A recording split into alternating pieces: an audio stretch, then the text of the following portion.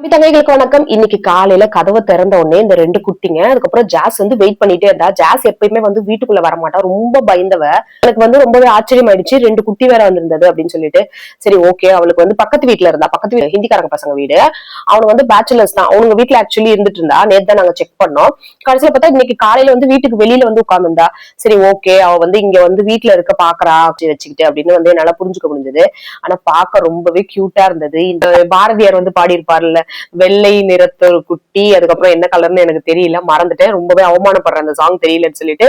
அவ்வளவு அழகா கியூட்டா இருந்துச்சு. அதுக்கப்புறம் வெளியில பூலாம் வச்சிருந்தேன், அது உள்ளெல்லாம் காலை வச்சு அப்படிலாம் வந்துட்டு இருந்தாங்க. அது வரை ஈரமா இருக்கு, ஆல்ரெடி குளிரா இருக்கு, அதுல வேற தண்ணி உள்ள காலை வச்சு வெளியில வந்துட்டு இருந்தாங்க, உள்ள போயிட்டு இருந்தாங்க.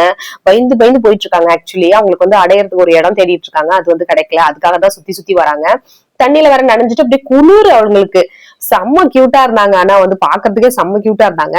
அப்புறம் ஒரு இன்சிடென்ட் நடந்துச்சு இதுல. ஏன்னா ஏற்கனவே வீட்டுல பிரௌனி இருக்கா, அவகிட்ட இவள புதுசா பார்த்தோன்னே அவங்க 2 பேருக்கும் ஒரு சண்டை வந்துச்சு.